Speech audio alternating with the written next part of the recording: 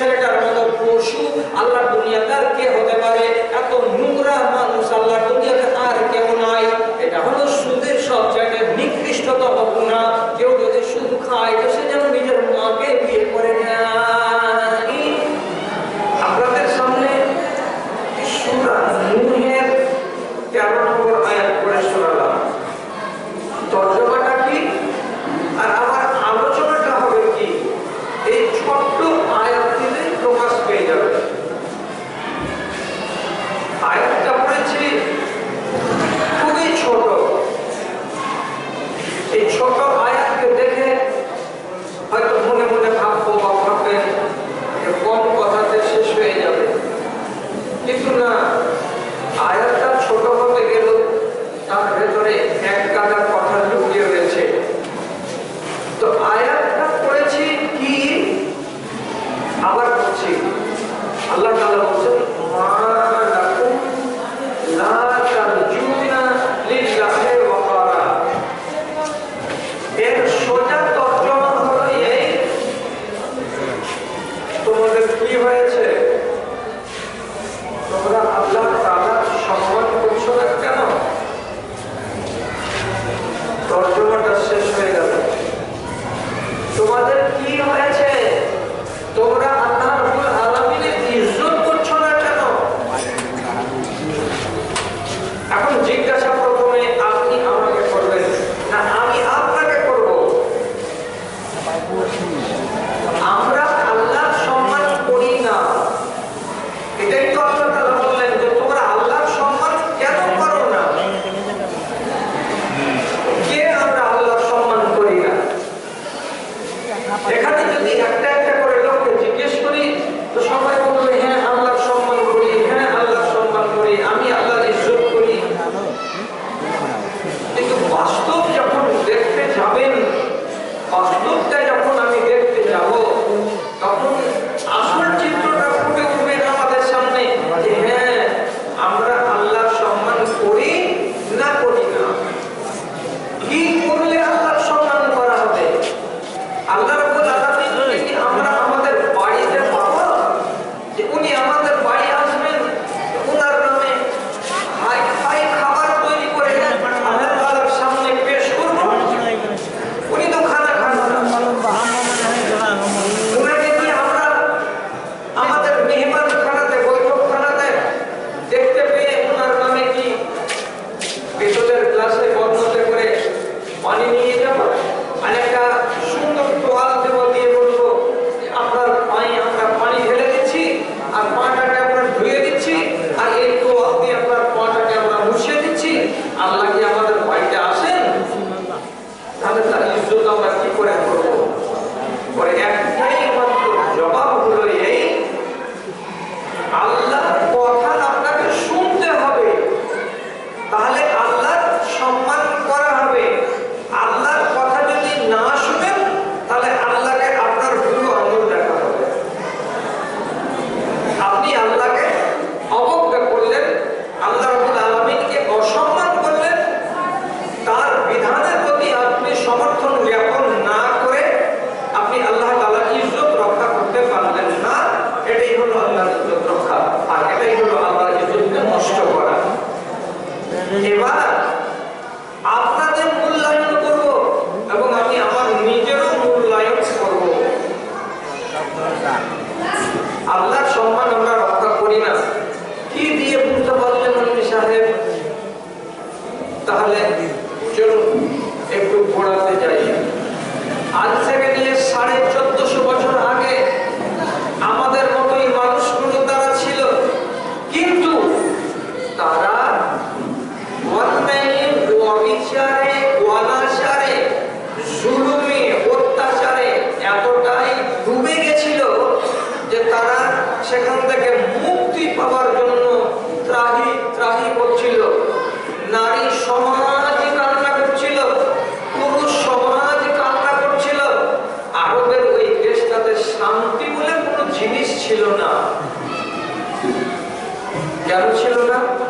যেহেতু আইন কিছু নেই, জোর যার মুলুক তার, যে যেটা পেরেছে সে সেটা করেছে। যারা দুর্বল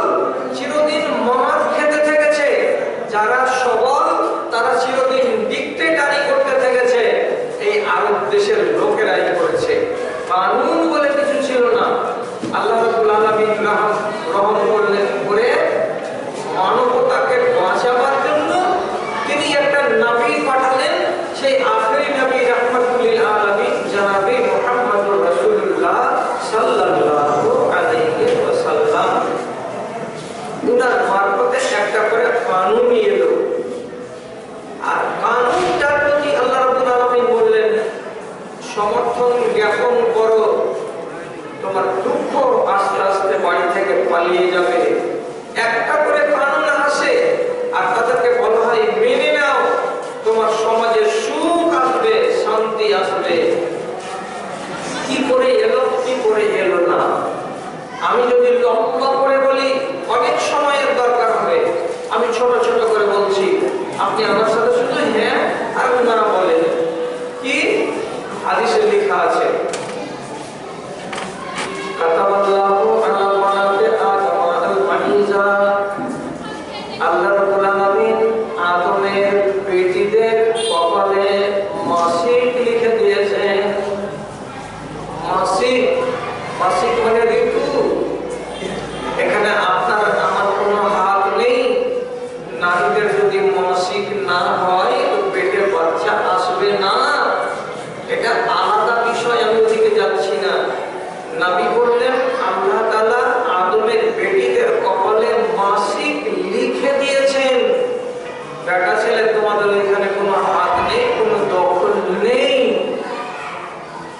তারপর আরব দেশের লোকেরা নবীর এই কোরআন নিয়ে আসার আগেকার কথা, যদি রাতের বেলায় জানতে পেরেছে কোন পুরুষ যে আমার স্ত্রী আমার পাশে বিছানায় শুয়ে আছে এবং সে আজকে নাপাক মাসিক অবস্থাতে আছে, আল্লাহর কসম খেয়ে বলছি তৎক্ষণাৎ ওই স্বামী তার স্ত্রীকে লাত মেরে বিছানা থেকে নামিয়ে দিয়েছে, তাকে অপমান করেছে এই কথা বলে, তুমি নাপাক মেয়ে ছেলে আমার কাছে কেন শুয়ে আছো? যে কয়টা দিন তার মাসিক চলে সেই কয়টা দিন তার হাতে পানি নেই না, তার হাতে রান্না নেই না, তার কোনো সেবা নেই না, তাকে বিছানায় ঘুমাতে দেয় না, একটা অমানুষের মতো করে বাড়িতে তাকে রাখে। এটা ইনসাফ? এটা মানবিকতা? এটা তো মানবিকতা নয়। তাহলে ওই মেয়ে ছেলেগুলো কাঁদে না? যেই নারীর 5 দিন মাসিক হলো তো সেই 5টা দিন তার জন্য জুলুমের হয়ে গেল না? আল্লাহ তাআলা কানুন দিচ্ছেন। এবার কি কানুন দিলেন? ইয়াসআলুনাকা আনিল মাহিজ কুল হুয়া আযান ফা'তাযিলুন নিসা। এই আরব দেশের লোকেরা নারীদের যদি ঋতু হয়, মাসিক হয়, তাহলে তাদের জাত চলে যায় না, তারা নাপাক হয়ে যায় না। নাপাক হলো কেমন তো বিধানগত নাপাক, তাদের গায়ে বন্ধ লেগে যায় না, তারা অচ্ছুত হয়ে যায় না। তাদেরকে নিয়ে তোমরা থাকো, খাও, আহার গ্রহণ করো, সবই কিছু করো, কিন্তু শুধু সহবাসটাকে বাদ দিয়ে বাকি যত কিছু আদান প্রদান আছে, লেনদেন আছে, সবই তোমাদের গায়ে করা হলো। নবী বলছেন করে দেখাই, নবী বলছেন করে দেখাই। কি করে দেখালেন এই আরবের গুলোর সামনে? মা আয়েশা বলছেন নবীর স্ত্রী রমজানের শেষ 10 দিন আল্লাহর নবী মসজিদে ইতিকাফ করতেন। ওই সময়ে আমার যদি ঋতু চলে এসেছে, ঋতুবতী নারীরা মসজিদে যেতে পায় না, তার কারণে আমি আমার স্বামী নবী মুহাম্মাদের সেবা শুশ্রূষা করতেও পাই না। তখন কি করি? বেলা 11টার সময় আমার স্বামী নবী মুহাম্মদ সাল্লাল্লাহু আলাইহি সাল্লাম গোসল করে দিতেন, দেওয়ার পরে মসজিদের জানালা দিয়ে মাথাটাকে আমার দিকে এমনি করে বাড়িয়ে দিতেন। আমি জানালার এই পাশে দাঁড়িয়ে দাঁড়িয়ে নবীজির মাথায় তেল লাগিয়ে দিতাম আর নবীজির মাথায় চিরুনি লাগিয়ে দিতাম। আমি মাসিক অবস্থায় ছিলাম বলে মসজিদে যাইনি, আর রাসূল পাক ছিলেন বলে মসজিদে ছিলেন। তথাপি আমি নাপাক হতে গেলেও আল্লাহর নবী আমার সেবা নিয়েছেন, আমার খেদমত নিয়েছেন। এখান থেকে দুনিয়ার মানুষেরা শিক্ষা গ্রহণ করো, নারীদেরকে অবজ্ঞা করিও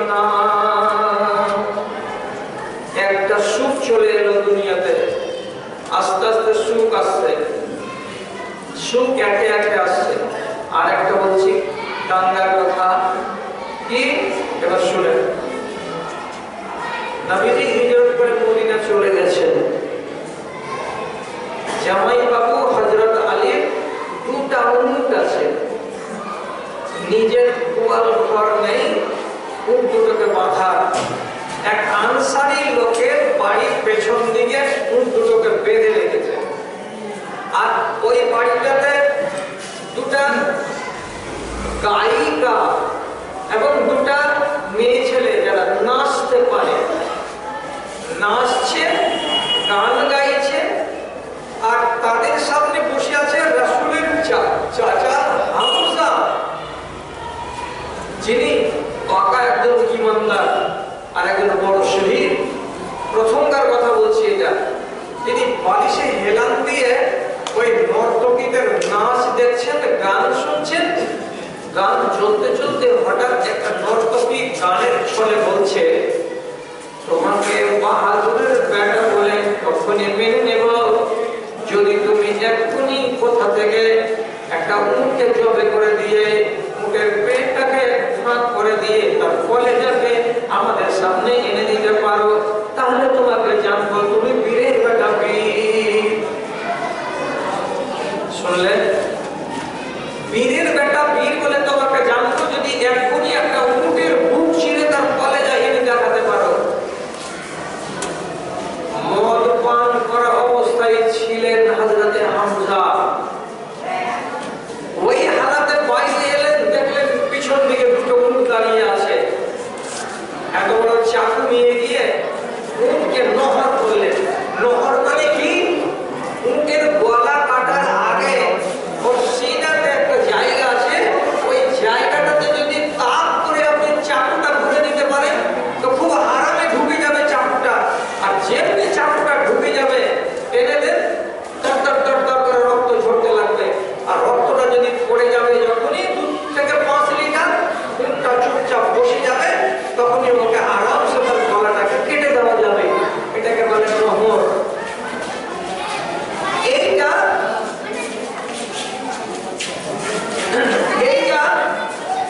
বললো হযরতে হামজা বাইরে গিয়ে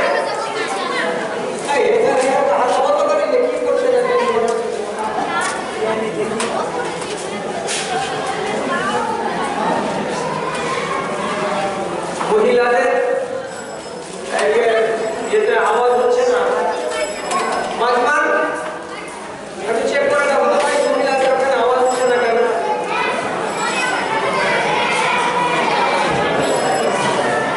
আচ্ছা, হ্যাঁ, কথাটাকে আগে বাড়াই। তো হযরতে হামজা ওই উটের কাছে গেলেন আর বুক ছিঁড়ে দিয়ে একটা কলেজা নিয়ে গিয়ে এই গায়িকাদের সামনে এনে রেখে দিলেন। দেখে আমি বাহাদুরের বেটা, প্রমাণ হয়ে গেল যে আমি বাহাদুরের বেটা। যাই হোক, 5 মিনিট পরে হযরত আলী চলে এসেছেন তার উটকে দেখতে, যাওয়ার উটগুলোকে চারা দিই। এসে দেখছেন মার্ডার, বুক ছিঁড়া অবস্থায় পড়ে আছে। কে কাটলো, কে কাটলো, কে কাটলো? আর রাসূলকে ডেকে আনলেন। রাসূলকে সাথে করে এই ঘরের ভেতরে ঢুকলেন। ঘরের ভেতরে যদি গিয়ে দেখছেন হামজা, কে সম্পর্কে আপন চাচা, মদ পান করে ঢোল হয়ে আছে, একবারে ঢোল হয়ে আছে। রাসূলকে দেখা মাত্রই একটা বাজে ভাষা ওর মুখ দিয়ে বেরিয়ে গেল। কি বললো? মা আনতুম ইল্লা আবিদুল লিআবাই, কে তোমরা আমার বাপের চাকর, এখানে এসেছো কেন? এসেছো কি জন্য এসেছো এখানে? আমি তোমার কাছে মত আছি, কে তোমাদেরকে এই জায়গাতে রাখলো? আল্লাহ পাকের নবী ওয়াশালি এমন কথা শুনে সাথে সাথে জামাইকে বললেন, আলী এখানে থাকা যাবে না। কেন থাকা যাবে না? মদ খেয়ে হযরতে হামজা নির্ধার হয়ে আছে, এখন তার জ্ঞান ঠিক ঠিকানা না। চলো বাইরে চলে এলেন। আল্লাহ রাব্বুল আলামিন তার পরক্ষণে বিধান দিলেন। কি না এইভাবে চলতেই থাকে, তাহলে কত পরিবার নষ্ট হবে, কত বাড়িতে আগুন লাগবে, কত মানুষের ক্ষতি হবে, কত দাঙ্গা হবে, কত ফাসাদ হবে। সুতরাং যেই মদ সমাজে বরবাদি থেকে আনি, এই বরবাদি থেকে মানুষকে যদি বাঁচাতে হয়, তাহলে আল্লাহ রাব্বুল আলামিনের কাছে ফরিয়াদ করতে হবে, মালিক তুমি আমাদেরকে বিধান দাও। আল্লাহ তাআলার সাথে সাথে বিধান দিলেন। সূরা মাইদার আয়াত বললেন, ও মুসলমানেরা, আজ থেকে তোমাদের উপরে মদকে হারাম করে দেওয়া হলো। জীবনে আর মদের কাছে যাবে না, মদের গ্লাসে হাত লাগাবে না, মুখ লাগাতে যাবে না, বলে চিরদিনের মতো সবকে হারাম করে দেওয়া হলো। মদ হারাম হলো, তো সেই সাথে সাথে কি হলো? আল্লাহ তাআলা বললেন, তোমাদের বাড়িতে 4 রকমের বাসন আছে, বাসনগুলোকে ভেঙে ফেলো, বাসনগুলো রাখা যাবে না। কি কি বাসন? রাসূল নিজে হাদিসে বলছেন, ওয়ানাহাকুম আনিদ দুবায়ে ওয়াল হানতামে ওয়ান নাফিরে ওয়াল মুজাম্মাতে। কদু, যেগুলোকে আমরা কি বলি, লাউ বলি কিংবা কদু বলি, সেই কদুগুলো যখন পেকে যায়, তখন পাতা কদুর মুখটাকে সাইজ করে কেটে ভেতরের মাংসগুলোকে যদি টেনে বার করে দেওয়া যায়, তাহলে এটা একটা বাসন হয়ে যায়। আরবের লোকেরা কদু থেকে বাসন বানাতো, সেই বাসনগুলোকে তারা মদ বানাতো।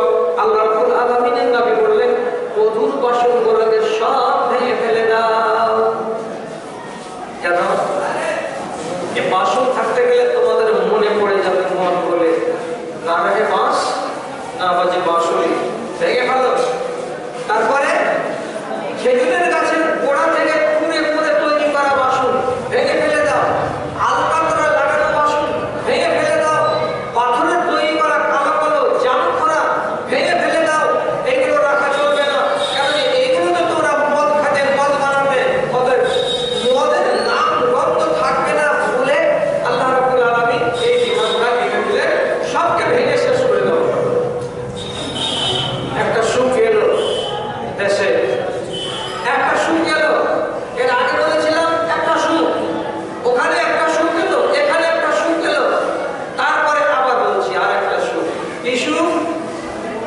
আরবদের মেয়েদের কাছে পর্দা বলে কোনো জিনিস ছিল না, পর্দা তারা জানত না। আর নারী জাতির যদি চেহারা খোলা থাকে, তাহলে ওই নারীর সকাল সুরা সৌন্দর্য সম্পর্কে মানুষেরা আইডিয়া পেয়ে যায়, শুধু চেহারাটা যদি খোলা থাকে। এই জন্য সে দেশের মানুষেরা সুখে ছিল না। কেন সুখে ছিল না? এখান দিয়ে একটা মেয়ে ছেলে হেঁটে যাচ্ছে, মাথা ঢাকা নাই, চেহারা খোলা, চেহারাটা খুব আকর্ষণীয় চেহারা। কোন যুবক ছেলে দেখলো, আর দেখার পরে ওই আকর্ষণ তাকে এতটাই আকর্ষণ করলো যে নারীটার পিছনে লেগে গেল। পিছনে লেগে গিয়ে শেষ পর্যন্ত তাকে ছেড়ছাড় করলো, এমনও পর্যায়ে দাঁড়ালো যে নারীটার আবরু রেজি পড়লো, ওরা আবরুকে হরণ করে নিয়ে বাস ওকে একদম লাওয়ারিস করে ছেড়ে দিল। বিচার নেই, সালিশ নেই, আইন নেই, সমাজ নেই, কিছু হবে না। কেন? যে আমি হলাম কানপিটে, আমি হলাম বাহুবলী, আমি যদি যা বিচার করি তো আমার বিরুদ্ধে কে মানুষ ডাকে। তাহলে সূত্রপাতটা কোনখান থেকে হয়? বেশিরভাগ নারী যদি বেপরদা থাকে, তাহলে তখন আল্লাহ রাব্বুল আলামিন বললেন, একটা একটা করে এই ফিতনার পথটাকে বন্ধ করে দিলেন। কেমন করে? প্রথমে এদিকে আমার দিকে তাকান। কি বললেন আল্লাহ তাআলা কোরআন মাজিদে? আর কোরআন মাজিদ থেকে আবার আল্লাহ রাব্বুল আলামিনের নবী নিজের পক্ষ থেকে আরো কিছু বাড়িয়ে দিলেন, দিয়ে বললেন, আমি শুধু একটা বলছি। একটা কি? রাসূল বলছেন, এই মেয়ে ছেলেরা, তোমাদের মুখ যেন খোলা না থাকে, তোমাদের মাথা যেন খোলা না থাকে। মুখটাই হলো তোমার সম্পূর্ণ সৌন্দর্যের বহিঃপ্রকাশ। তুমি কয় বছরের মেয়ে? তুমি যুবতী মেয়ে না তুমি বুড়ি মেয়ে? তুমি সুন্দরী মেয়ে না তুমি সুন্দরী নও? সবকিছুরই প্রমাণ তোমার চেহারাতে পাওয়া যায়। এই জন্য তোমাদেরকে আদেশ করা হলো, তোমরা চেহারাটাকে ঢেকে নাও। তারপরে আবার নবীজি কি ফরমান দিলেন? তোমাদের মাথাটাকে খুলে রাখা যাবে না, মাথাটাকে তোমাদের ঢেকে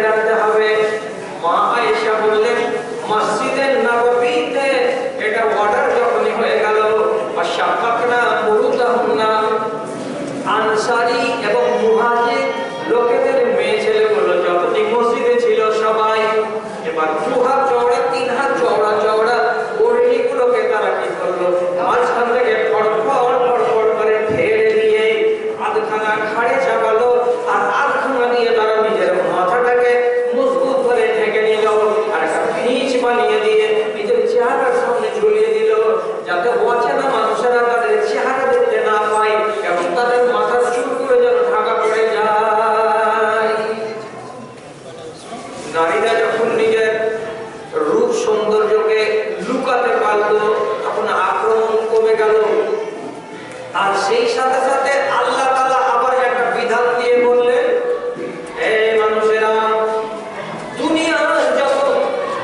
দুনিয়ার যত মেয়ে ছেলে আছে, সমস্ত মেয়ে ছেলের জন্য একটাই বিধান হয়ে যায়,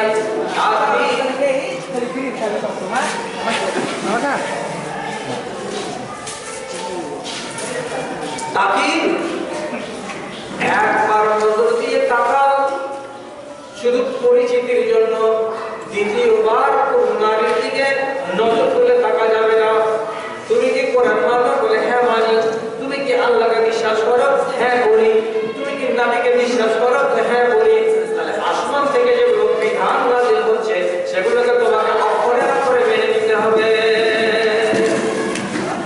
কি কারণ? কোন আজনবী মেয়ে ছেলের দিকে তুমি এক নজর দেখবে, দ্বিতীয় নজর নয়। কাকে দিয়ে বললেন? নিজের জামান হযরত আলীকে দিয়ে বলছেন, আলী তোমার ঘাড় দিয়ে দুনিয়াকে বলছি কি কথা, লা তুদবিন নাযরাতুন নাযরাতা, এক নজর দেখার পর দ্বিতীয় নজর লাগাবে না। যদি দ্বিতীয় নজর লাগাও তাহলে কিয়ামতের দিন তোমার দুটি চোখে জবাব দেওয়ার জন্য, কৈফিয়ত দেওয়ার জন্য আল্লাহর সামনে হাজির হতে হবে। তাহলে যদি দেখি তো কেমন করে দেখবো? নিজের বোনের মতো করে দেখো, নিজের বেটির মতো করে দেখো। বেটির দিকে কোনো মানুষ কুনজরে তাকায়, বোনের দিকে কোনো মানুষ কুনজরে তাকায়। বাপ কোনোদিন বেটির দিকে কুনজরে তাকায় না, ভাই কোনোদিন বোনের দিকে কুনজরে তাকায় না। তেমনি যদি আজনবীর দিকে তোমার চোখ যাবে, তুমি বাপের মতো করে দেখো। একটা আইন এলো, আর এই আইনটা কতটা সুখ দিয়ে দিলে এবার ভালো করে বুঝেন কথাগুলোকে। এক গাদার কথা না শুনে, অন দা পয়েন্ট কথাগুলোকে শুনে মগজে রক্ষিত করুন। আর বর্তমান জামানার সাথে যাকে মিলান। রাসূল বলছেন যে আমার এখানে কোরআন নিয়ে আসার কয়দিন হলো, মাত্র 3 থেকে 4 বছর হলো। তাদের লাভ কি হয়েছে? রাসূল বলছেন, হাত্তা তুসাফির আল মারাত মিন মাক্কা ইলা হাদরামাউত ওয়া লা তাখাফুনা ইল্লাল্লাহ। এই দুনিয়ার মানুষেরা শোনো, এই মক্কার লোকেরা তোমরা শোনো, এতদিন কোরআন আসার আগে একটা যুবতী বেটি ছেলে যদি বাড়ি থেকে বেরিয়ে 4খানা বাড়ি দূরে গেছে তো তার ইজ্জত তো তোমরা লুটে নিয়েছিলে। একটা যুবতী বেটি ছেলে বাড়ি থেকে দূরে কোন জায়গায় সাহস করে যেতে পারতো না, কারণ তার আবুকে তোমরা মানুষেরা লুটে নিয়েছিলে। কিন্তু আল্লাহর কোরআন এসে তোমাদেরকে কত উন্নত বানাতে লাগলো। রাসূল বলছেন, আজ থেকে ইয়ামান দেশের রাজধানী হাজরামাউত শহর থেকে একটা যুবতী বেটি ছেলে উটের পিঠে চড়বে, আর চড়ে 6 দিনের রাস্তা আসবে মক্কায়, আর তওয়াফ করে নিবে কাবার চারিদিকে, আর নেওয়ার পরে আবার বাড়ি চলে যাবে। 6 দিন তাকে সময় লাগবে। অথচ মেয়ে ছেলেটির সঙ্গে তার ভাই থাকবে না, তার বাপ থাকবে না, তার স্বামী থাকবে না, একাই যাবে আর একাই আসবে। তথাপি ওই মেয়ে ছেলেটির ইজ্জতকে লুটে নেওয়া অনেক দূরের কথা, ওই মেয়ে ছেলেটির থেকে কুনজরে তাকাবে এমন একটাও মানুষ তোমরা খুঁজে পাবে না। ওটাই তো আরব দেশ। কালকে মানুষগুলো কেমন ছিল আর আজকে কেমন হলো। তাহলে একটা করে আইন আসছে আর মানুষগুলোকে বড় লোক বানাচ্ছে। শেষ পর্যন্ত আপনাকে এইগুলো উদাহরণ কত দেব। হযরত উমরের মতো লোক, উনি নিজে বলছেন, এর থেকে আর সঠিক কথা কি হতে পারে। হযরত উমরের মতো লোক, তিনি নিজে বলছেন, একবার সোনার কালি দিয়ে লেখা আছে কথাটা আজ অবধি।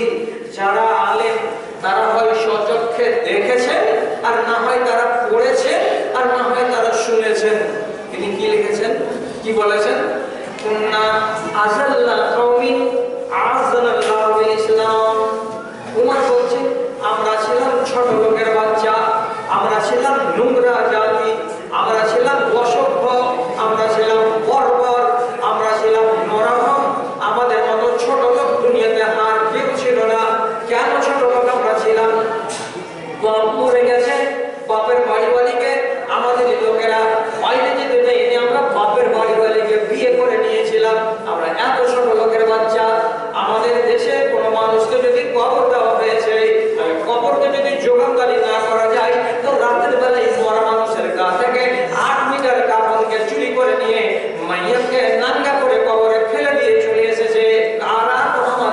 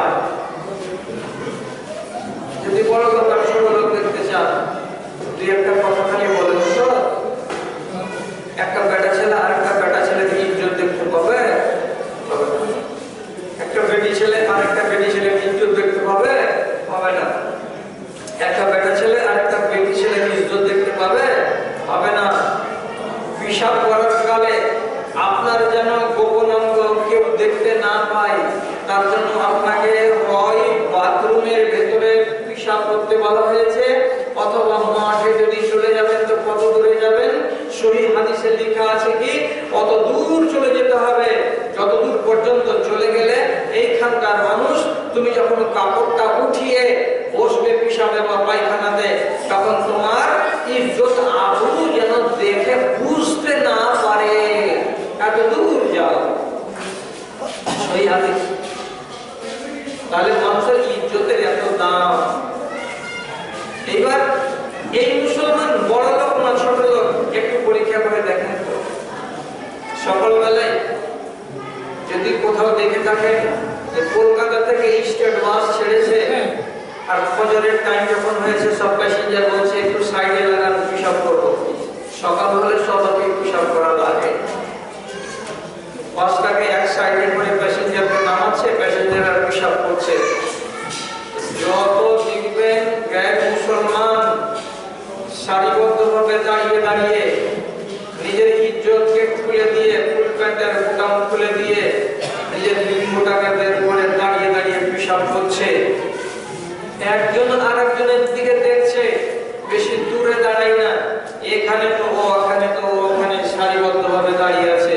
একজন আরেকজনকে জিজ্ঞেস করছে, আবে গোপাল পালিয়ে সব কত দূরে আছে? এইভাবে যে মুখটাকে বাড়িয়ে দেখছে, তো গোপালের ইজ্জত কিন্তু দেখতে পাচ্ছে সম্পূর্ণ। ওকেও দ্বিধা লাগে না, একেও দ্বিধা লাগে না। ও আবার বলছে আমি বলতে পারবো না, শম্ভুকে জিজ্ঞেস কর। শম্ভুর দিকে তাকাচ্ছে, তো এমনি করে আবার ঘুরে তিনজনকে অতিক্রম করে ওইখানে শম্ভু দাঁড়িয়ে আছে। শম্ভুকে দেখতে গিয়ে চারটা লোকের যে ইজ্জত বেরিয়ে আছে, দাঁড়িয়ে দাঁড়িয়ে পিশাব করছে, সব দেখা যাচ্ছে। একেও দ্বিধা লাগে না, একেও দ্বিধা লাগে না, ওকেও দ্বিধা লাগে না।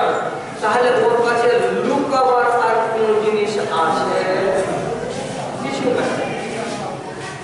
যার ইজ্জত দাঁড়িয়ে দাম নাই, তো তার আর কিসের দাম আছে? আর মুসলমানকে আপনি বলুন তো, মুসলমানেরা এইরকম করতে পারবে? রাসূলের কানুন দিয়ে এটাকে বড় বানানো আছে। কি করে? পিশাবে যখন বসবে তখন তোমার কথা বলা চলবে না। পিশাবে যখন কোনো মানুষকে দেখতে পাবে তোমার সালাম দেওয়া চলবে না। পিশাবে যখন থাকবে তখন তুমি কথা বলে কোনো কাউকে উত্তর দেবে না, সাড়া দেবে না, এবং তোমার আবরু যেন অন্য কোনো মানুষে দেখতে না পায়। মুসলমান এবার নিজের আবরুটাকে ঢেকে নিজের বড় লোকের পরিচয় দিতে পেরেছে। ওকে কানুন দিয়ে বড় লোক করেছে, আর ওর কাছে কানুন নেই বলে ও ছোট লোক হয়েছে। যে একটা কথা ভেবে চিন্তে উত্তর দিই। এই বাড়িতে একটা মানুষ মারা গেছে, এই বাড়ির লোকেরা শোকগ্রস্ত, বাবা মারা গেছে, সব ঝিম ধরা হয়ে আছে। তো ইসলাম বলছে এদের বাড়িতে তোমরা তোলার লোক খানা পৌঁছিয়ে দাও। ওরা আজকে খানা রান্না করতে পারবে না, ওরা দুঃখী। আর অমুসলিমদের ভেতরে যদি কোন মানুষ এই বাড়িতে মারা যায়, তাহলে ওকে দাফন করার জন্য পুরাবার জন্য যে নিয়ে যাবে, পুরাবার জন্য নিয়ে যাওয়ার কালে ডান্স করে করে আর নেচে আর গেয়ে আর আনন্দ করে তাকে শ্মশান পর্যন্ত নিয়ে যাবে। অথচ ছেলেটার হাতে আগুন আছে, আগুনটাকে বয়ে নিয়ে যাচ্ছে। কেন? যে ছেলেকেই কিন্তু বাপের মুখে আগুন দিতে হয়। ছেলেটা মুখটা ভারী করে আছে, আমার বাপ মরে গেছে, আর পিছন দিকে যে লোকটি সহযোগী তারা আনন্দ উল্লাস করছে। এটা কি যুক্তিসঙ্গত না? এটা মানানসই? এটা কি বিবেকের কাছে মিলে? যে শোক সন্তপ্ত পরিবারের লোকেদের সহযোগিতা করতেছে, তুমি পাশা কোদাচ্ছ, এটা কোন সভ্যতা? তারপরে ওকে জ্বালাবার আগে যতটি লোক মুর্দারটাকে জ্বালাবে, বাঁশ দিয়ে দিয়ে পিটবে আর ঘোড়া লাগাবে, ওরা এমনি এমনি ঘোড়া লাগাবে না। 10 জন যদি থাকে তো 10 জনকে 10টা বোতল দিতে হবে। এক একটা বোতলের দাম 150 টাকা 200 টাকা করে। পকেট থেকে যাবে কার? যার বাপ মরেছে তার। তাহলে যেই বাড়িতে বেদনা আছে সেই বাড়ি আমি কি উপকার করলাম? কিছু করলাম না। আর যখন লাশটাকে পোড়া হয়ে গেল, বাড়ি যাওয়ার আগেই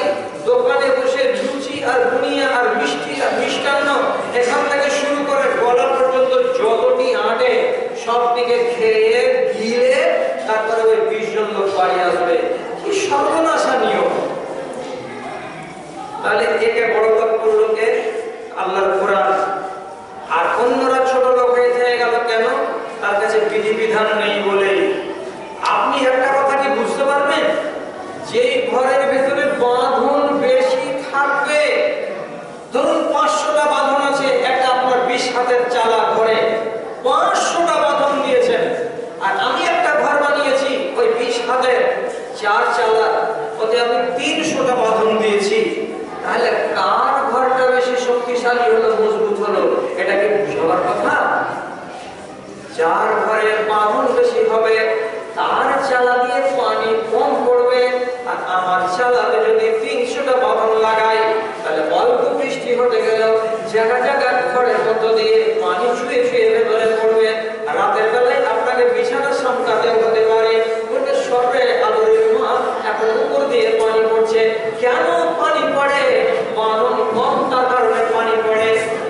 আমার ঘর দিয়ে কেন পানি পড়ে না? আমি বাঁধনটা মজবুত করে দিয়েছি, তার জন্য পানি পড়ে না।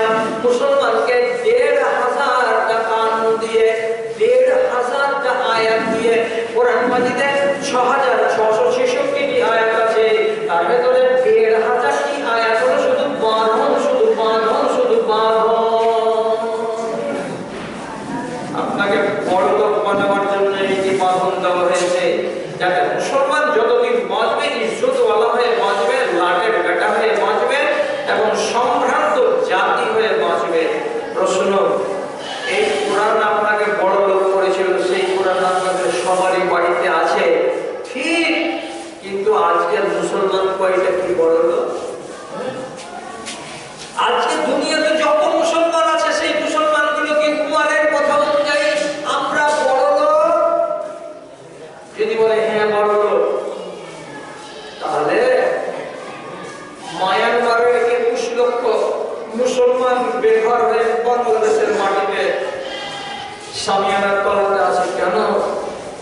সিরিয়া থেকে 17 লক্ষ মুসলমান বেঘর হয়ে ইউরোপের বিভিন্ন কান্ট্রিতে শরণার্থী শিবিরে দিন কাটাচ্ছে কেন? আফগানিস্তানের মাটিতে দৈনিক 10 টাকার মরতে আছে মুসলমান, আর এদের হাল বেহাল হয়ে পড়ে আছে কেন? ভারতবর্ষের মুসলমানের মসজিদের উপরে চড়ে নিয়ে যে মসজিদের মাইক থেকে দিনে 5 বার করে আল্লাহু আকবারের ধ্বনি বেরিয়ে আসছিল, সেই মসজিদের মাইক থেকে জয় শ্রীরামের ধ্বনি বেরিয়ে গেল, আর উপরে পতাকা লাগিয়ে দিল জয় শ্রীরামের পতাকা। অথচ মুসলমান কিছু করতে পারলো না, আর কিছু করতে পারে না। ভারতবর্ষের মাটিতে মুসলমানের এই হালাত, তাহলে মুসলমান বড় লোক কোথায়? মুসলমানের ইজ্জত কোথায়? কেন এমন হলো? কে জবাব দেবে? জবাব আপনি দিবেন। ইজ্জত সব মাটি হয়ে গেল, নত হলো মসজিদ। যারা ছিল চিরমোদের গোলাম, আজ তারাই হয়েছে মহান বীর। যারা ছিল চিরমোদের গোলাম, আজ তারাই হয়েছে মহান বীর। তোমায় ভুলেছি, কোরআন ছেড়েছি, তোমায় ভুলেছি, কোরআন ছেড়েছি, তাই বুঝি অপমান। তোমার দুনিয়ায় দুশ্মনী বিলাছে ডাকো রহমান, কাফেরের হাতে নিধন হতেছে কি করে মুসলমান গো, কি করে মুসলমান? বলির পাঠা হলো মুসলিম তোমার চোখের আগে, আসাম, বোম্বাই, বিরাট, গুজরাট আর হাজারিবাগে। তবু কেন তুমি প্রতিশোধ নিতে হও না ভগবান? তোমার দুনিয়ায় দুশ্মনী বিলাছে ডাকো রহমান, কাফেরের হাতে নিধন হতেছে কি করে মুসলমান গো, কি করে মুসলমান? কৈফিয়ত কে দেবে? আপনাকে দিতে হবে। একটা মিষ্টি হাদিস বলছি, শুনুন আর মগজে ধরে নিয়ে বাড়ি যান। জিজ্ঞাসা আপনার কাছে, জবাব আপনি দেবেন সমাজের কাছে, না হয় নিজের মনের কাছে, আর না হয় নিজের রবের কাছে। কি বলা হচ্ছে হাদিসটাতে? আবুল আলিয়া থেকে বর্ণিত। তিনি কি বলছেন? সাইয়াতি আলান নাস জামানুন তাখরুবু কুলুবান নাস বিহাদারাতিল ঈমান। একটা যুগ চলে আসবে, একটা সময় চলে আসবে, সেই সময়ের মানুষেরা তাদের অন্তরে কোরআনের ভালোবাসার কিছুই রবে না, কোরআনের মুহাব্বত তাদের অন্তরে কিছুই রবে না। একটা যুগ চলে আসবে, সেই যুগের মানুষেরা কোরআনের মুহাব্বত মনে রাখবে না। এর মানে কি কোরআন যা বলছে তা এই যুগের মানুষেরা মানবে না। কোরআন যেটা আমাকে বারণ করছে এই যুগের মুসলমানেরা বারণ বলে মানবে না। কোরআন যেটা বলছে সেটা মানবে না, কোরআনের উল্টো করে যাবে। আর এই উল্টো করে দিয়ে কোরআনের ভালোবাসাকে হারিয়ে দিয়ে তারা নিজেদের কপালে নিজেদের তকদিরে এরা আগুন জ্বালিয়ে নেবে। আর এরা কিন্তু দুনিয়াতে অভাগা হয়ে বেঁচে থাকবে। কথাটা কতখানি সত্য? যদি বলেন মিথ্যা, তাহলে আমি বলছি আপনি মিথ্যা। কোরআনের সুদের ব্যবসা হারাম করা হয়েছে। কোরআনের অন্তরে যদি আপনাদের অন্তরে ভালোবাসা থাকতো, তাহলে সওয়াল প্রশ্ন করছি যে আমাদের দেশের নতুন একটা ব্যাংক এলো, সরকার তাকে সম্পূর্ণরূপে অধিগ্রহণ করেনি, শুধু অনুমতিটা দিয়েছে মাত্র। সেই ব্যাংকটার নাম হলো বন্ধন ব্যাংক। বন্ধন ব্যাংকে 100টা খাতার ভেতরে 95টা খাতা হলো লোনের খাতা, সেভিংসের খাতার নাম কি অর্থে 2-4টা, বাকি সবটি খাতাগুলো বন্ধন ব্যাংকের কিসের? সব লোনের। আর খাতাগুলোর ভেতরে 60% খাতা হলো বেটি ছেলের আর 40% খাতা হলো বেটা ছেলের। কথা ভুল বললাম? কথা মিথ্যা বললাম? মিথ্যা বলিনি। এই যে ছেলে আর মেয়ে আবার নতুন করে সুদের সঙ্গে জড়িয়ে গেল আমার জান, কোরআনকে ভালোবাসছে? এটা কোরআনকে ভালোবাসার নিয়ম আর কোরআনকে ভালোবাসার একটা পরিচিতি। আমি আপনাকে সুদের ওয়াজ শুনিয়ে মজলিসটাকে ভাঙবো না, শুধু একটু টাচ দিয়ে চলে যাচ্ছি। কি রাসূল বলছেন, ভালো করে কথা শুনবেন, ইন্নাল রিবা সাবউনা হুবান, সুদের 70টি গুনাহ আছে। সবচাইতে নিচু মানের গুনাহ কোনটা? রাসূল একটাই বলেছেন, সবথেকে নিচু মানের গুনাহ কোনটা? আইয়ান বিহার রাজুল বিহি, একটা বেটা ছেলে যদি সুদের সঙ্গে জেনে শুনে বুঝে সুঝে জড়িয়ে যায়, তাহলে সে যেন বিয়ে করার সময়ে আপনার খড়গোনা গ্রামে বিয়ে না করে এখান থেকে চলে গেল চকসাপুরে, ওইখানে বিয়ে করে মানুষেরা দূর গ্রাম থেকে বউ আনি। কিন্তু দূর গ্রাম থেকে বউ না এনে সে কি করলো? নিজের জন্মদাত্রী মাকে পছন্দ করে বিয়ে করে নিল। নেওয়ার পরে নিজের মাকে নিয়ে ঘর বসতি করার জন্য তাকে ঘরে নিয়ে গেল। আর আপনি নিজে বলুন তো, যে ছেলেটা নিজের মাকে বিবি বানায়, যে ছেলেটা নিজের মাকে স্ত্রী বানিয়ে নেয়, বিয়ে করে নেয়, এই ছেলেটার মতো নোংরা, এই ছেলেটার মতো অসভ্য, এই ছেলেটার মতো জানোয়ার, এই ছেলেটার মতো পশু আল্লাহর দুনিয়াতে আর কে হতে পারে? এত নোংরা মানুষ আল্লাহর দুনিয়াতে আর কেউ নাই। এটা হলো সুদের সবচাইতে নিকৃষ্টতম গুনাহ। কেউ যদি সুদ খায় তো সে যেন নিজের মাকে বিয়ে করে নেয়। আপনি মানতে পারবেন? না পারবো না। তাহলে কথাটা কি ঠিক? ওরা কোরআনকে মেনে বড় লোক হলো আর আপনি কোরআনকে ছেড়ে ছোট লোকের বাচ্চা হলেন। আমি কি আপনাকে জোর করে বানাতে পারবো? পারবো না। এটাকে উল্টান, এবার ছেলের হলো মেয়ে হলো, মেয়েটার কি হবে?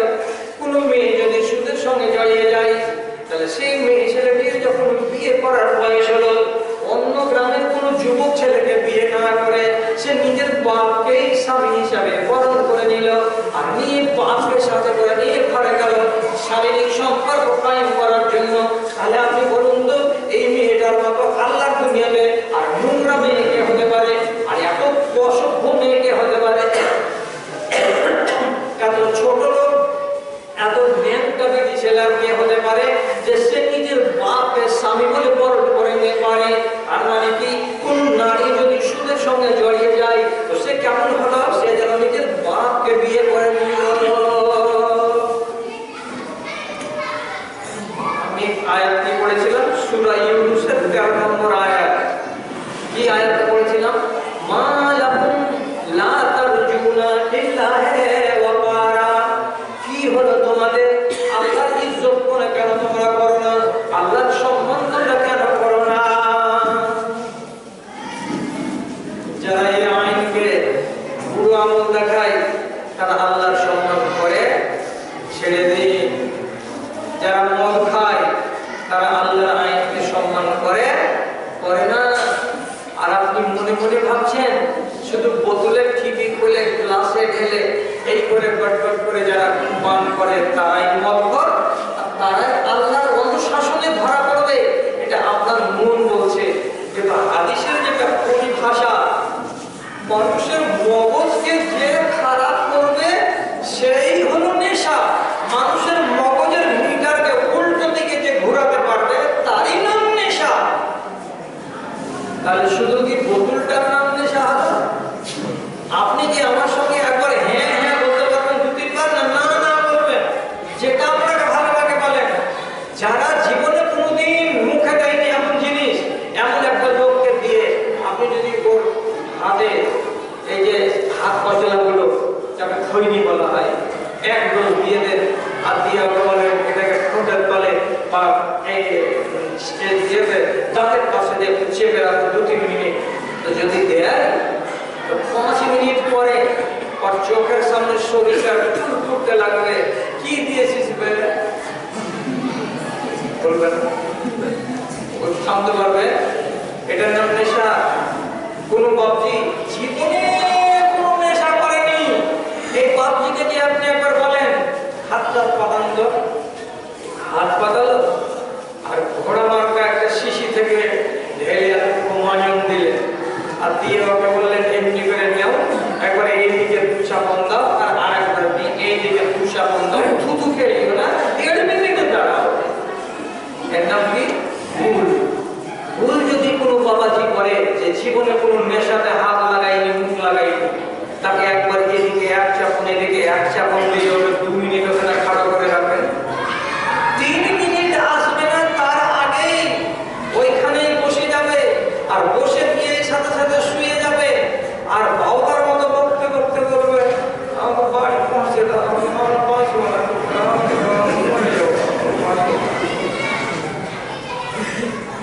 ওর সামনে সরিষার ফুলও ফুটবে না, এতটাই ওর মগজটা একবারে শেষ হয়ে যাবে, সারা দিন উঠতে পারবে না। এবং যদি টাটকা খানা খাওয়া থাকে আধা ঘন্টা আগে, ওই ভাত আর ওই মাংস গোটা গোটা হয়েই বেরিয়ে যাবে। এটা নেশা না? কিছু ছেলে বগল বাজায়, আমরা ওসব করি না। তুমি কি করো? তুমি মধু খাও না, তুমি তিরঙ্গা খাও না, তুমি শেখর খাও না। মধু আর তিরঙ্গা আর শেখর একটাকে ফেলে আর একটা কর ভেতরে ঢুকিয়ে এই করে ঝাঁকিয়ে দিয়ে এই যে বাবাকে ফেলে দিয়ে তুমি দিতে শুরু করলে, এই জিনিসটাকে খুব বরকতের জিনিস, বিমল। এই নোংরা জিনিসটাকে নেশা নয়। যে জীবনে কোনোদিন নেশা করেনি তাকে একটা বিমলকে ছিঁড়ে আর একটা শেখরের প্যাকেটে ভরে দিয়ে ঝাঁকিয়ে দিয়ে দাও, বাকি খেয়ে যাবে, জান্নাতের স্বাদ পাওয়া। ঠিক? বাকি মুখে দিতে গেলে ওর মরণ কাছে চলে আসবে, দিব্যি জান্নাতের স্বাদ পাওয়া। এটা হারাম, সবই হারাম। কিন্তু আমি কি আমার জাতকে মানাতে পারবো? কে তোমাকে বলেছে এগুলো হারাম নিয়ে তোমাকে তর্ক করতে? আমি তো তর্ক করতে আসিনি, আমি আমার কথাটা, রাসূলের কথাটা ব্যক্ত করতে এসেছি। কি বলে? আল্লাহর কোরআন বলছে কি হলো তোমাদের, আল্লাহর ইজ্জত কেন করো না? কোরআন বলছে তুমি যদি আমাকে ফলো করো তাহলে আল্লাহকে সম্মান করা হবে, আর আমাকে যদি তুমি কুরআন দেখাও আল্লাহকে অসম্মান করা হবে। কেমন করে শেরশাবাদ জাতি মুসলমানেরা আল্লাহকে অসম্মান করে তারই নমুনা পেশ করতেছিলাম। আপনি ওয়াজ শুনিয়েন না বেশি, শুধু একটা কথা মনে রাখেন, কিয়ামতের দিন আপনার পড়োশী বেণুগোপাল জাহান্নামে যাওয়ার জন্য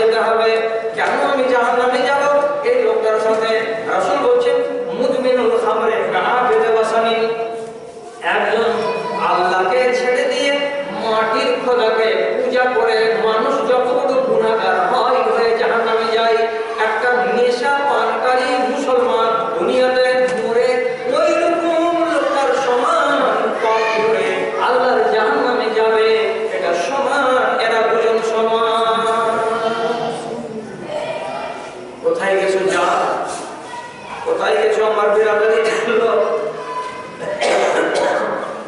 তোমাদের ইমানের পোস্টমর্টম করে দেখেছ, কেউ মানে না, আল্লাহর কানুনকে কেউ মানে না।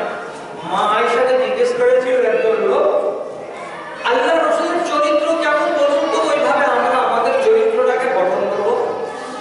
তো মা আয়েশা বললেন, আল কোরআন, নবীজির চরিত্র কেমন এই কোরআন মাজিদ খানা যেমন, নবীজির চরিত্র কেমন তো তোমার বাড়িতে যে কোরআন খানা আছে যেমন তেমনি হলো নবীর চরিত্র। এর মানেটা কি? কোরআনে যতটি না আছে নবীর চরিত্র ততটি না আছে, কোরআনে যতটি হ্যাঁ আছে নবীর চরিত্র ততটি হ্যাঁ আছে, যতটি কোরআনে আদেশ আছে রাসূল করে দেখিয়েছেন, যতটি কোরআনে নিষেধ আছে রাসূল তা মেনে দেখিয়েছেন। তার জন্য কথা হলো কি, আল্লাহ পাকের নবীর চরিত্রটা কেমন তো কোরআনটা যেমন। তাহলে রাসূলের আদর্শকে মেনে আমি কি হতাম? আসল ফরমাবরদার হতাম। আল্লাহর কোরআনকে মেনে আমি ইজ্জত ওয়ালা হতাম। আজকের দিনে এই মুসলমানের ইজ্জত তলানিতে চলে গেল তার নিজের কর্মদোষে। ভাইজি দাদাজি, আপনাকে কোনটা হাতে শোনাবো যে আপনার মনে রেখাপাত করবে? মানুষগুলো জীবিত আছে এখন, অথচ এরা শরীয়তের ব্যাপারে এত উৎসাহিত নয়। একটা লোকের নাম বলছি, তার নাম হলো খুবাইব। খুবাইবকে ধোঁকা দিয়ে কিছু মুশরিকরা পাহাড়ের গা থেকে বেঁধে নামিয়ে নিয়ে গেছিল, নিয়ে 3 জন লোককে ওটাকে বাজারে বিক্রি করে দিয়েছিল। তো খুবাইব তার ভেতরে একটা লোক তাকে বিক্রি করে দিল, আর যখনই বিক্রি হয়ে গেল আরব দেশে, তখন গোলাম হয়ে গেল, জীবনের মতো গোলাম। এবার খুবাইবকে মার্ডার করবার জন্য যারা কিনে নিয়ে গেছে তারা 2 ভাই, আগামীকাল সকালবেলায় এক খুবাইবকে আমরা শুলিতে চড়াবো, তাহলে আমার বাপের বদলা নেওয়া হবে। কি? এই খুবাইব লোকটাই আমাদের বাপকে বদর যুদ্ধের ময়দানে মার্ডার করেছিল মুসলমানদের পক্ষ থেকে, আর আমার বাপ ছিল মুশরিকদের পক্ষ থেকে, মক্কা থেকে। তো বাপকে মেরেছিল কে? খুবাইব। তো খুবাইবকে মার্ডার করবো, তাহলে আমাদের বাপের বদলা চুকে যাবে। তো এরা দেখতে গেছে সুলির জায়গাটা। কেন? মক্কার যে এলাকাটাকে হারাম শরীফ বলা হয়, আর মাঝখানে মানুষকে মারা যাবে না, বাইরে নিয়ে যেতে হবে। এখান থেকে অনেক দূর, একদম জিগরি মোড় পর্যন্ত চলে গেছে, হারাম শরীফের বাইরে গিয়ে ওরা সুলি তৈরি করছে। কাঠ কাটতে হবে 2খানা, মাঝখানে এখানে কাঠ দিতে হবে, ওখানে একটা ঘিরনি ঝুলাতে হবে, দড়ি লাগাতে হবে, তারপরে লোকটাকে চড়াতে হবে, চড়িয়ে মারতে হবে। ওরা ময়দানে নিজের কাজ করছে, আর বাড়িতে খুবাইব আছে। এই বাড়িতে ওই ভাইয়ের একটা বোন আছে। বেলা যখন 10টা হয়েছে, তখন খুবাইব এই বেটি ছেলেটার দিকে আঙুল তুলে বলছে, ও দিদিমণি, একটু এদিকে এসো। পা কিন্তু বাঁধা আছে। বলছে, আমি তো তোমার দিকে এগিয়ে যেতে পারবো না, আমার পা দুটো শিকলে বাঁধা আছে। তুমি তো বাড়ির মেয়ে, স্বাধীন আছো, একটু এগিয়ে এসো তো দিদিমণি। মেয়ে ছেলেটি একটু একটু করে যখন এর কাছে এগিয়ে এলো, তখন খুবাইব বলছে, তোমার বাড়িতে দেখো, আলমারিতে কিংবা কোনো টাকে একখানা যদি খুর থাকে, খুর, চুল কামানো খুর, মোচ কামানো খুর, দাড়ি কামানো খুর, খুর যদি থাকে রে বোন, তোমাকে একটা খুর এনে দাও, খুর দাও। মেয়ে ছেলেটির বাড়ি গেল, একখানা খুর এনে দিল। খুর যখন এনে দিল, পাল্লাটা লাগিয়ে দিল। ওই হালাতে খুবাইব নিজের মুষ্টি বড় বড় হয়েছিল, সেদিকে কেটে সুন্দর করে জুৎসই করলো, ছোট করে নিল। আর পুরুষদের গোপনাঙ্গে যে চুলগুলো জন্মায়, সেই চুলগুলোকে 40 দিনের আগে আগে কেটে সাফ করে নিতে হয়। এটা হলো নবীজির সুন্নাত। মোচগুলোকে কেটে ছোট করে দেওয়া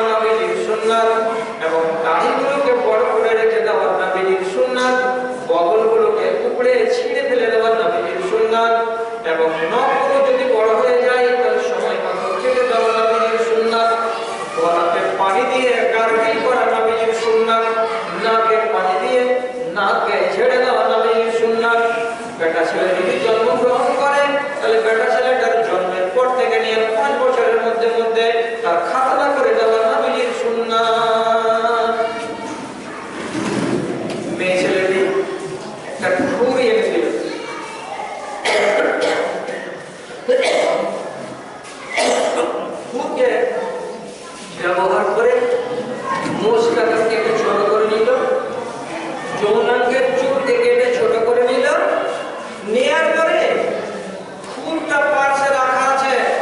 আর ওই মেয়ে ছেলেটারই একটা ছেলে কেবল হামাগুড়ি দিতে শিখেছে। হামাগুড়ি দিতে দিতে দিতে দিতে এই খোবাইবের কাছে চলে এসেছে। খোবাইব দুশ্মনের বাড়ির এক কচি বাচ্চাটাকে কোলে করে নিয়ে বসে আছে আর আদর করছে। আর ইতিমধ্যেই ওই বেটি ছেলেটা দেখে নিয়েছে আর নিয়ে হাঁপাতে হাঁপাতে দৌড়াতে দৌড়াতে এসে মুখ চোখে শুকিয়ে দিয়ে তাকাচ্ছে তার দিকে। তো খোবাইবের দিকে কেন খোবাইবকে ভাবছে আমার ভাইরা কখন করে দিবে। আর খোবাইবের হাতে আছে ফুল আর আমার ছেলেকে কোলে পেয়ে গেছে। এটা তো দুশ্মনের বাচ্চা।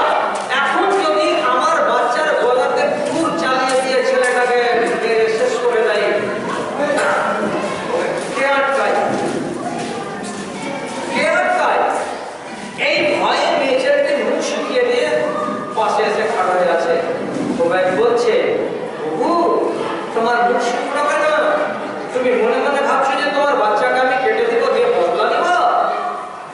মুসলমানেরা দাগাবাজ নয়, মুসলমানেরা গাদ্দার নয়। তোমার ফুলের মতো বাচ্চাটা বেগুনা, একে আমি মেরে নিজের হাতটাকে কলঙ্কিত করবো না। আমি ছেলেটাকে নিয়ে আদর করছিলাম, তুমি তোমার ছেলেকে নিয়ে যাও। তুমি আমার একটা উপকার করে দিয়েছো। আমি তোমার কাছে খুর চেয়েছিলাম, তুমি আমাকে একটা খুর দিয়েছো। সে খুর নিয়ে আমি আমার সুন্নতটাকে পালন করলাম। এবার আমি এই মজলিসের লোকটিকে বলছি, যে লোকটা মরবার কালে নবীজির সুন্নাতকে বাঁচিয়ে রাখার জন্য ব্যাকুল, মোচ কেটে নবীর সুন্নাতের উপরে মরব, যেই লোকটা মরবার আগে 2 ঘন্টা আগে নিজের গোপন অঙ্গের চুল কেটে সুন্নাতের উপরে আমল করতে ব্যাকুল, তারই আমরা উত্তরসূরি। 29 নম্বর আমরা হলাম পিঢ়ি এবং বংশ। আমাদের বাপেরা কেমন ছিল আর তাদের ছেলেরা আজকে কেমন? কত মরবার কালে সুন্নাতকে বাঁচাবার জন্য ব্যাকুল হয়ে গেল। আর আমাদের দেশের ছেলেরা এখনো বেঁচে আছে, বাঁচবে আরো 20 বছর। তারা কোন নবীজির একটা সুন্নাতকে মানতে এরা পিছুটান। কেউ মানে না কেন? দাড়ি রাখার কথা যদি বলি তো বলবি এটা তো কোনো বড় কথা নয়, মানলে কি আর না মানলে কত বড় গুনাহ হয়, এটাই কথা বলবে।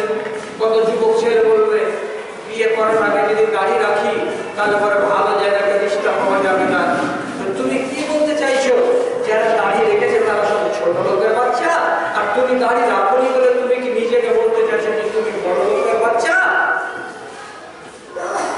কোনোদিন রাসূলের সুন্নাতকে এরা মরবার কালে যত্ন করে। আর রাসূলের সুন্নাত তো তোমরা জীবিত থাকা অবস্থায় মহব্বত করো না, তাহলে তোমাদের ইমানে আর ওদের ইমানে কত বাটা। দাদুরে ইসলামকে সম্মান করছে মুসলমান, আর মুসলমান হয়ে তুমি সম্মান করো না। তুমি দেখবে, চিনবে, চিনবে যদি তো চিনে নাও ও মুসলমান ইসলামকে কত ভালোবাসে। আমি দেখাচ্ছি, একদম সহি হাদিস দেখাচ্ছি, খুব লম্বা টাইম নেব না আপনাদের। কি দেখাচ্ছি খেয়াল করে, 80 জন লোক, 80 জন লোক মক্কা থেকে হিজরত করে চলে গেল হাবাশা ঈমান বাঁচাতে। তাহলে নির্যাতন মক্কাতে আর সহ্য করা যায় না। 8টা বেটি ছেলে আর বাকি 2টা ছেলে মক্কা থেকে চলে গেল কোথায়? পশ্চিম দিকে একটা দেশ, তার নাম হাবাশা।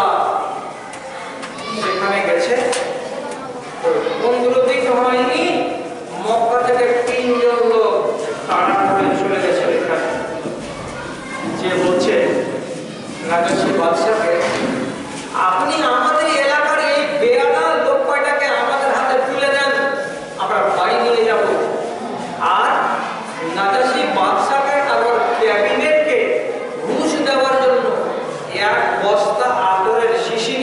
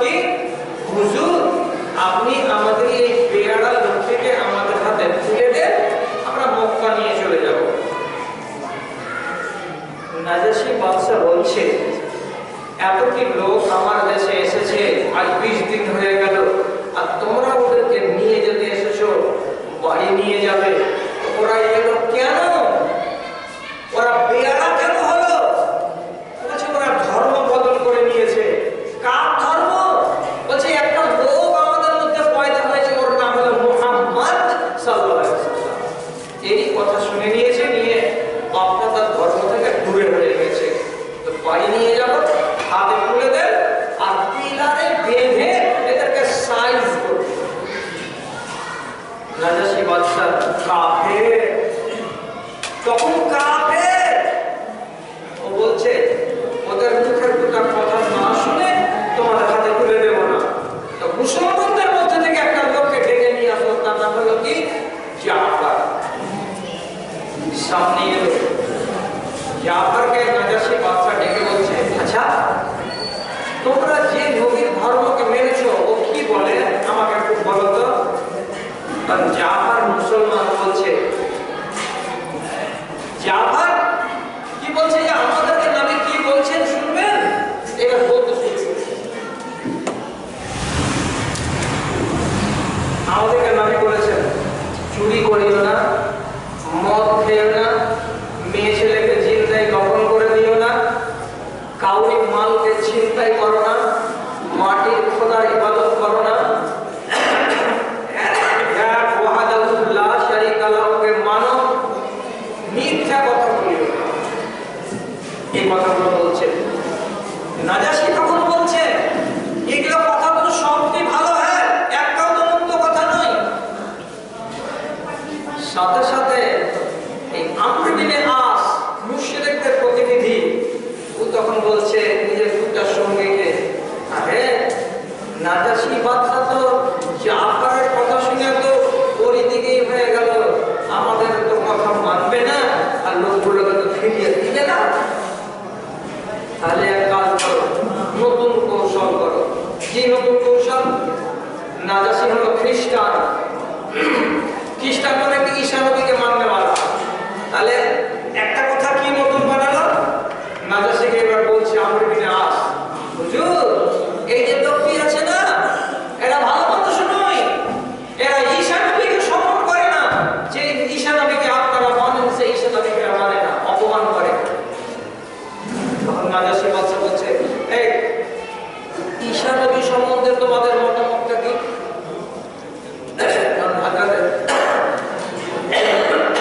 জাফর বলছেন ঈসা রূহুল্লাহ, ঈসা আল্লাহর বেটা নয়, আল্লাহর রূহ। এটা ঈসা নবীর মা বিয়ে হয়নি, তার পেটের ভেতরে হযরত জিবরিল আলাইহিস সালাতু ওয়াস সালাম ঈসা নবীর রূহকে রেখে দিয়ে চলে গেছিলেন। বিনা বাপে আল্লাহ তাআলা ঈসাকে পয়দা করেছেন। ঈসা হলেন আল্লাহর রূহ, তাকে আমরা রূহুল্লাহ বলি। নাজাশী বলছে তাহলে তো ঈসা নবীকে তোমরা রূহুল্লাহ বলছো, তো আমরাও তো রূহুল্লাহ বলি। তাহলে অপমান কোথায় করলো মুসলমানেরা? দিয়ে কাফেরদের মুখ থেকে কি বেরিয়ে গেল, কত নেক কথা বেরিয়ে গেল। ইন্না হাযা ওয়াল্লাযী জাআ ঈসা মিন মিশকাতিন ওয়াহিদিন, এই মক্কা থেকে তার নবী পয়দা হয়েছে যার নাম তোমরা বলছো মুহাম্মদ, আর আমাদের নবী ঈসা, এরা দুজন যে কিতাব নিয়ে এসেছিলেন, যে আলো নিয়ে এসেছিলেন, সেই একই জায়গা থেকে আলো এনেছিলেন। যেই জায়গা থেকে নবী ঈসা আলো পেয়েছিলেন, সেই জায়গা থেকে নবী মুহাম্মদ আলো পেয়েছেন। অতএব এরা দুই লোক নয়, এরা একই খেয়ালের লোক। সুতরাং এই মক্কার মুশরিকেরা, আমি তোমাদের হাতে এই ৮০ জন লোককে তুলে দিতে পারবো না। এরা কিন্তু আমার মেহমান, যাও তোমরা খালি হাতে এখান থেকে চলে যাও, আর তোমাদের চামড়া তোমরা ফেরত নিয়ে যাও, তোমাদের আতর তোমরা নিয়ে যাও। আমি আতর নেব না, তোমাদের এই রিশওয়াত তোমাদের উপর হুকুম আমি গ্রহণ করবো না। আর এই ৮০ জন মুসলমানকে তোমাদের হাতে হাতে তুলে দেব না। এখনো ঈমান আনেনি নাজাশী। আপনি কি ভাবলেন নাজাশী বাদশার মধ্যে একটা বেদিন লোক আল্লাহর কোরআনকে ভালোবাসতো? তখন শেষে জাফরকে বলছে, নাজাশী তোমার কোরআনের দুটো আয়াত পড়ে শোনো, আমি শুনবো। কেমন লাগে শুনতে? আমি এখন মানুষের কথা শুনবো যে এইগুলো হলো কোরআনের আয়াত।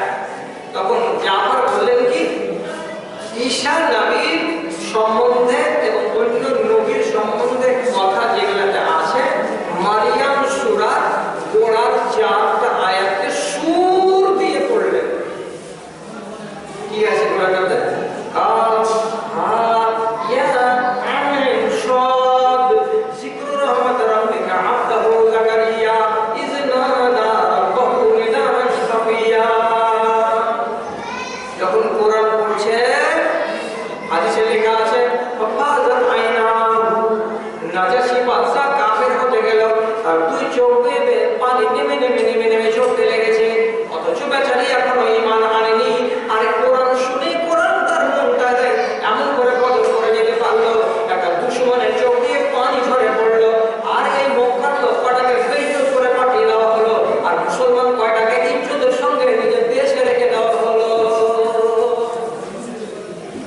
বেদিন কোরআনের ভালোবাসা দেখায়, আর মুসলমান কোরআনের ভালোবাসা দেখাতে পারে না। কোন যুগে পড়েছি আপনি বলুন তো? এই দুঃখ কার কাছে নিয়ে বয়ান করবো বলুন তো? আরে শেষ কথা বলছি, বেশি ওয়াজ করে লাভ নেই। আপনারা বেশি লম্বা চওড়া বয়ান শুনে অভ্যস্ত নন, আপনাদের মজলিস ছোট। রাত 12টা পার হয়ে 12:15 হতে চললো। একটা কথা শুধু বলি, আক্কেল করুন তো। রাসূলের উপরে যখন প্রথম জুমা ফরজ হলো, তখন ইমাম সাহেবকে উঁচু জায়গাতে দাঁড়িয়ে খুতবা দিতে হয়। ওই কাঠখান্ডার নাম কি? মিম্বার। এটা কি বলে? মিম্বার। তখন মিম্বার হয়নি, মিম্বার তৈরি ছিল না। তো যেই জায়গাতে নবীর মসজিদ তৈরি হয়েছিল, সেই জায়গাতে একটা খেজুরের গাছ ছিল, ওকে কেটে দেওয়া হয়েছিল। তো মাটি সাঁটিয়ে গাছটাকে কাটেনি, এক মুঠ হাত কিংবা এক হাত উঁচু করে গাছটাকে কাটা ছিল। রাসূল যখন খুতবা দিতে দাঁড়াচ্ছে, উঁচু জায়গায় দাঁড়াতে হবে, তখন কি করছেন? এই কাটা খেজুরের গাছটার উপরে দাঁড়িয়ে খুতবা দিচ্ছেন। এক জুমা হলো, 2 জুমা হলো, 4 জুমা হলো। একদিন মদিনার একজন লোক বলছে, হুজুর আপনি যদি অনুমতি দেন, তাহলে আমি একটা কাঠ দিয়ে একটা সুন্দর করে মিম্বার বানিয়ে দেই। রাসূল বললেন, তোমার মন যদি চায় মিম্বার বানিয়ে দাও। মিম্বার তৈরি করে দেওয়া হলো এবং মসজিদে নববীতে মিম্বারটা আনা হলো। এবার যেদিন প্রথম মিম্বার মসজিদে এলো, সেদিন রাসূলের পাক এখানে খেজুরের গাছটাকে ছেড়ে দিয়ে 4 হাত দূরে মিম্বারের উপরে দাঁড়িয়ে যখন খুতবা দিতে আরম্ভ করেছেন, ইন্নাল হামদালিল্লাহি নাহমাদুহু ওয়া নাস্তাঈনুহু। খুতবাটা শুরু হয়েছে। খুতবা শুরু হওয়ার সাথে সাথে এই যে কাটা খেজুরের গাছটা আছে, খেজুরের গাছের গাছ থেকে আওয়াজ উঠতে লাগলো। একটা কেমন আওয়াজ? ওয়াইন্নাহু ইয়াইন্নু কানিনিস সাবিলে। 2 মাসের বাচ্চা,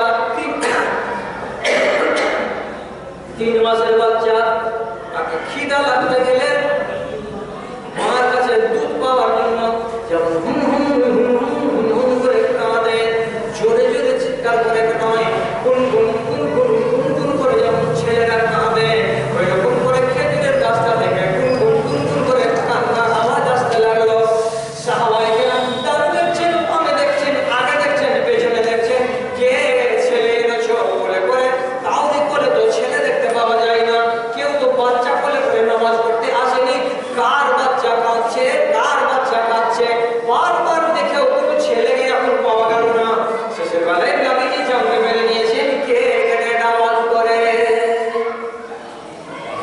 রাসূল মিম্বার থেকে নেমে গেলেন।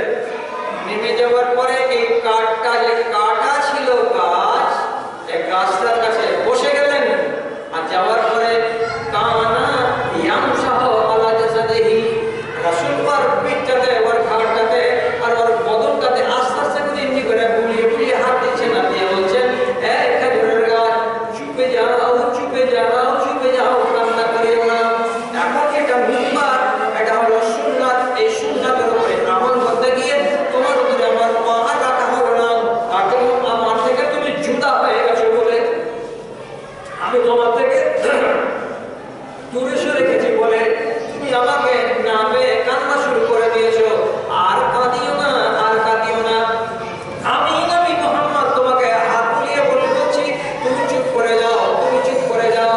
হাদিসে লেখা আছে, আল্লাহ পাকের রাসূল যদি তার গায়ে হাত বুলিয়ে না দিতে, হাত বুলিয়ে যদি না দিতে, তাহলে খেজুরের গাছের কান্নাটা যেমন পর্যন্ত চালু থাকতো, যেমন পর্যন্ত মানুষেরা শুনতে পেত। নবীজি যখন হাত বুলিয়ে দিলেন, তখন তার কান্না বন্ধ হয়ে গেল।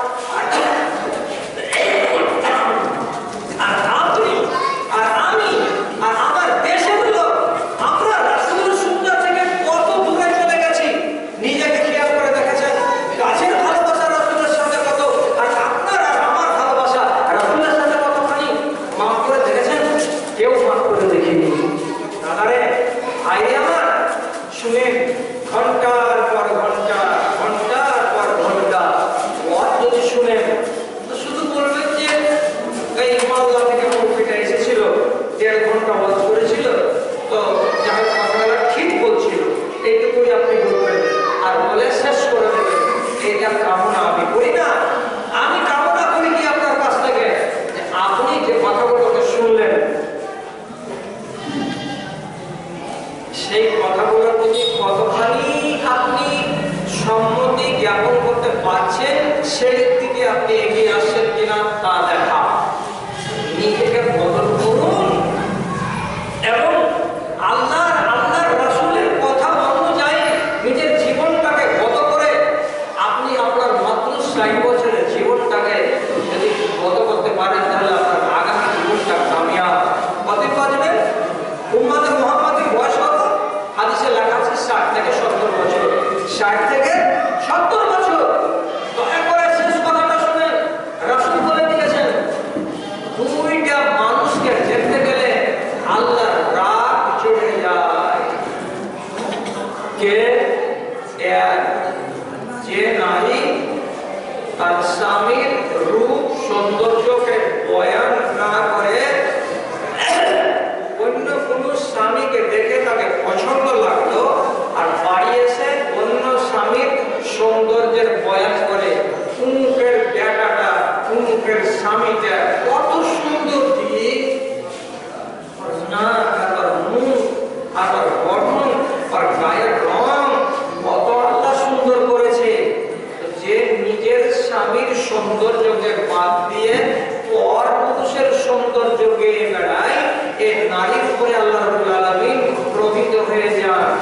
এক। দুই নম্বর, যেই মানুষটার চুল পেকে গেছে, যেই মানুষটার দাড়ি পেকে গেছে, সেই মানুষটার চুল পাকা দাড়ি পাকা হয়ে যেতে গেলেও আজও আল্লাহ রাব্বুল আলামিনের পথে এগিয়ে আসতে পারেনি, বরং আল্লাহর নাফরমানিতে নিজেকে জড়িয়ে রেখেছে। তার উপরে আল্লাহ রাব্বুল আলামিনের ক্রোধ বেড়ে যায়। আর একটু মুখের উপরে আল্লাহর ক্রোধ বেড়ে যায়। সে কোন লোকটা? যে লোকটাকে ধন দেওয়া হয়, লোকটা গরিব, লোকটা কোন রকম করে দিন আনে আর দিন খায়, আর সেই লোকটা নামাজ আদায় করে না। পুরোপুরি আল্লাহর রাগ বেশি হয়ে যায়। কেন বেশি হয়ে যায়? এই জন্য বেশি হয়, এটা কথা যে লোকগুলোর কোটি কোটি টাকা আছে, টাকাতে তারাকে ব্যস্ত করে রেখেছে, ওরা নামাজ পড়ে না। ওরা তো বলবে যে মালিক ধন দেখতে গিয়ে আমরা তোমাকে ভুলে গেছিলাম, আর তুই ছোট লোকের বাচ্চা, তুই কি দেখতে গিয়ে আমাকে ভুলেছিলি? তোর তো জমিও ছিল না, তোর তো ধনও ছিল না, তাহলে তুই কিসের জন্য আমাকে ভুলতে গেলি? অতএব যারা গরিব শ্রেণীর লোক আছে তারা যদি ধার্মিক না হয় তারপরে আল্লাহর রাগ ডবল হয়ে যায়। আর যে লোকগুলো চুলগুলো সাদা হয়ে গেছে, দাড়িগুলো সাদা হয়ে গেছে, এই বয়সেও আল্লাহকে চিনতে না পারে, তাদের উপরে আল্লাহর রাগ ডবল হয়ে যায়। আর যেই মেয়ে ছেলেটি নিজের স্বামীকে বাদ দিয়ে পরের স্বামীর গুণ গায়, তার উপরে আল্লাহর রাগ ডবল হয়ে যায়। বদলান নিজেকে বদলানোর চেষ্টা করুন। বদল করে দেওয়াটা কোনো বড় কথা নয়। যদি বলেন যে কেমন করে বদলাবো বলি সাহেব, মরণকে বেশি করে স্মরণ করেন। বলি মরণকে স্মরণ করে হয় না। না হয় তো একটা কাজ করতে পারবেন, যে মসজিদে মুর্দাকে বহে নিয়ে যাওয়া ওই খাটলি এখানে আছে, এটা মসজিদে আছে কিনা দেখতে আছে না? আছে, আছে। যে কোনো মসজিদে খাটলি আছে মুর্দাকে বহে নিয়ে যাওয়া। একবার কোনো লোকজন যখন থাকবে না তখন ওর উপরে টপ্পরটাকে হটিয়ে দিয়ে একবার একাই শুয়ে দেখি, কালকে একাই শুয়ে দেখি, কেউ থাকলেও কি আর না থাকলেও কি, একবার এমনি শুয়ে দেখেন তো হটিয়ে দেখতেন কি। আর যদি কেউ লোক থাকে তাকে বলবেন কি করতে রে, উপরে টপ্পরটাকে চাপা করবে, তখনই খেয়াল হয়ে যাবে ওরে আল্লাহ, আরে কোন জিনিস এখানটা রে, এখন তো জিন্দে আছি রে, আর তুই যে চাপিয়ে দিয়েছিস টপরটা, এই হালতে শুয়েছি তো মনে হচ্ছে যে আকু পাকু লেগে গেল। আকু পাকু লেগে গেল দম থাকতে থাকতেই, আর দম থাকবে না তখন অবস্থাটা কি দাঁড়াবে? ভেবে দেখেছেন কেউ? না দেখিনি, কালকে দেখিয়ে নেয় একবার, তাহলে আপনার মনটা নরম হয়ে যাবে। কোথাও এখানে আশেপাশে কবরস্থান আছে?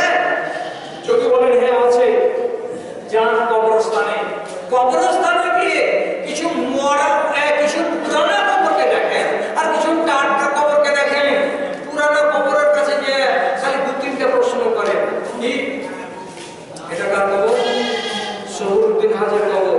আহা, কতদিন হলো মরা? 5 বছর হলো মরা। শহীদুদ্দিন হাজির কবরটা ফুসড়ে গেছে, মাটি চাপা পড়ে গেছে, বেচারি কবরের তলে উপরে 5 মণ মাটি নিয়ে শুয়ে আছে। আপনি নিজে নিজে চোখ বন্ধ করে কল্পনা করে দেখেন তো, আমার বুকের উপরে যদি 1 মণ মাটি কেউ চাপিয়ে দেয়, তাহলে আমার বিশ্বাসটা কিভাবে উঠবে কি উঠবে না, কি মজাটা লাগবে না খেলাটা লাগবে, এই কল্পনাটা করুন একবার। আর নতুন কবরটার কাছে যান, আর যাওয়ার পরে ওকে জিজ্ঞাসা করেন, তুমি কেমন আছো?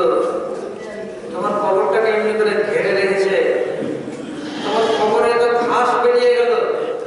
তুমি যখন জিন্দা ছিলে তখন তোমার ঘরখানে সকালবেলায় একবার, বিকেলবেলায় একবার তোমার বৌমারা ঝাড়ু লাগিয়ে দিয়েছে, আর তোমার কবরটা দেখুন ঝাড়ু লাগিয়ে দেয় না।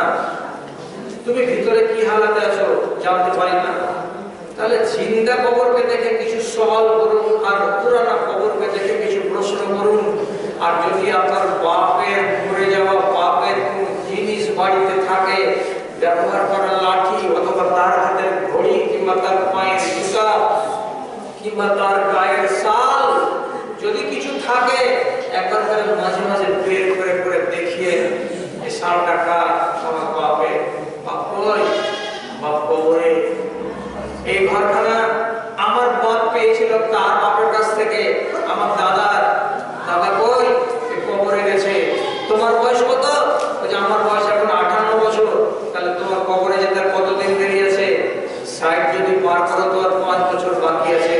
কথাগুলো যদি মগজে ভাসাতে পারো, তাহলেই তোমার ভেতরের ওয়াশ হবে, তোমার ব্রেনের ওয়াশ হবে, তুমি মানুষ হতে শিখতে পারবে।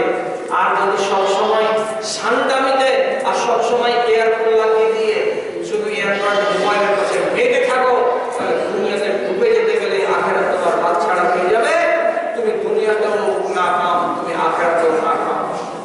আল্লাহ তাআলা আমার ভাইদেরকে সুমতি দিন, আল্লাহ এদের আকল দিন, জ্ঞান দিন, এবং দুনিয়ার প্রতি মোহ তাদেরকে কমিয়ে দিয়ে আখেরাতের প্রতি এদের ভালোবাসা তৈরি করে দিন। এই দোয়া আপনাদের কাছে, আল্লাহ তাআলার কাছে রেখে আপনাদের কাছে আমার আপনাদের কাছে দুটো কথা। এক, ছোট করে হলেও আমার হাতে কিছু দিয়ে যান, এখানে আমি আপনাদের জন্য দোয়া রাখবো। 2 নম্বর কথা, যারা যুবক ছেলে মেয়ে ঈমানকে খারাপ করে রেখেছো, তাদেরকে বলছি জান্নাতে যাওয়ার উপায় 35টা সিঁড়ি আছে, তুমি একটা সিঁড়িতে পা দিয়ে জান্নাতে যেতে চেষ্টা করো। একটি বইয়ের নাম হলো জান্নাতে যাওয়ার উপায়। 80 পাতার একখানা বই। আমি পানির দামে শুধু খেদমত মনে করে দিয়ে যাচ্ছি মাত্র 20 টাকা। আর আল্লাহ তাআলা সব জোড়া করলেন, জান্নাত জাহান্নাম জোড়া, দুনিয়া আখিরাত জোড়া, ঈমান আর কুফর হলো জোড়া, সূর্য আর চন্দ্র হলো জোড়া, নর আর নারী হলো জোড়া, নেগেটিভ আর পজিটিভ এরা হলো জোড়া, ইলেকট্রন এবং প্রোটন এরা হলো জোড়া, টক ফল আর মিষ্টি ফল এরা হলো জোড়া। আল্লাহ রাব্বুল আলামিন সারা দুনিয়াটাকে জোড়া জোড়া জোড়া জোড়া করে তৈরি করেছেন। তো জোড়ার খেলাটা কি? যদি কাউকে শেখার ইচ্ছা থাকে, তাহলে 100 পাতার একটা বই, সবকিছু জোড়া জোড়া